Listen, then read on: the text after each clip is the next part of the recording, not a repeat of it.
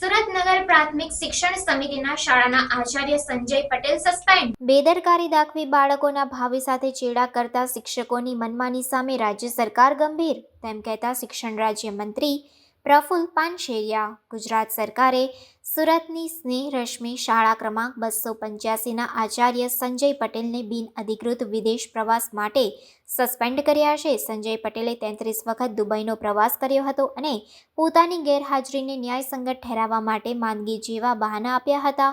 આ સસ્પેન્શન શિક્ષકો દ્વારા તેમના પદનો દુરુપયોગ અટકાવવા માટેની વ્યાપક કાર્યવાહીનો ભાગ છે. શિક્ષણ રાજ્યમંત્રી પ્રફુલ પાનશેરિયાએ જણાવ્યું કે રાજ્ય સરકાર આવા ઉલ્લંઘનોનો સામનો કરવા માટે પ્રતિબદ્ધ છે. તેમણે નોંધ્યું કે ગુજરાતના મોટાભાગના શિક્ષકો નિષ્ઠાવાન છે, પરંતુ થોડાક શિક્ષકોએ તેમના પદનો દુરુપયોગ કર્યો છે, જે સમગ્ર વ્યવસાયની પ્રતિષ્ઠાને જોખમમાં મૂકે છે. સરકારે આ વર્ષે બિનઅધિકૃત પ્રવાસ માટે 60 શિક્ષકોને બરતરફ કર્યા છે.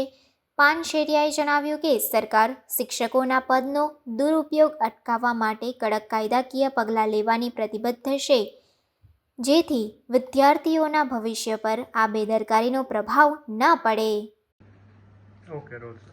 નમસ્તે. આજે સુરતમાં અને અન્ય વિસ્તારની અંદર જે શિક્ષકો વધુમાં વધુ રજા પાડી 3 મહિનાના 6 મહિનાની રજાઓ પાડીને વિદેશ જઈ ત્યાં જોબ કરે, ત્યાં બિઝનેસ કરે, આવા જૂજ ઉદાહરણો છે. લાખો શિક્ષકો ગુજરાતમાં છે. બધા જ લોકો બહુ સરસ રીતે પોતાનું કર્તવ્યને નિભાવી રહ્યા, પણ આખા સુરતની અંદર 2 જ શિક્ષકો આવા મળ્યા છે. એનો મિનિંગ એવો નથી કે દરેક શિક્ષકો આવા છે. આ શિક્ષકને મેં અત્યારે જ સુરતના સંજય જે શિક્ષક છે, દુબઈ બિઝનેસ કરતો હતો અને અહીંયા શાળા રેડી રહેતી હતી. એ કાયદાનો દુરુપયોગ કરી, પોતાને મળેલા હકને દુરુપયોગ કરી, છટકબારી શોધીને આ લોકો આ રીતનું એક ભ્રષ્ટાચાર ઉપરનું એક સ્ટેપ છે. કારણ કે બાળકના વિદ્યાર્થીના શિક્ષણ ઉપર આની અસર થતી, તો એને સસ્પેન્ડ કરી દઈએ છીએ. આખા વર્ષ દરમિયાન અમે જે અભિયાન ઉપાડ્યું હતું એમાં કુલ 60 આવા લોકો નીકળ્યા હતા જે વિદેશ જતા હતા. એ તમામને બરતરફ કરી દેવાની ત્યારે પણ સૂચના આપી હતી ને હજી ગુજરાતની અંદર આની દરેક જિલ્લા શિક્ષણ અધિકારીઓને તપાસ સોંપી દીધી છે. લગભગ સંપૂર્ણપણે કોઈ જિલ્લાની અંદર આવું હવે બાકી નથી.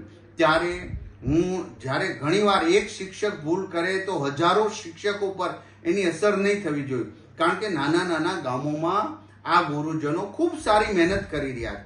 એમને પણ હું અભિનંદન આપું છું. અને આવો એકાલ દોકલ જે પોતાના સ્વાર્થ માટે તમામ વસ્તુ નેવે મૂકે છે, ગરીબ બાળકોના શિક્ષણ અને સારામાં સારા પગાર લઈને જો આવું કરતા હોય તો એને માફ કરી ન શકાય. અને જો એને રજાના પગાર લીધા હશે તો અમે એના પાસેથી વસૂલીશું.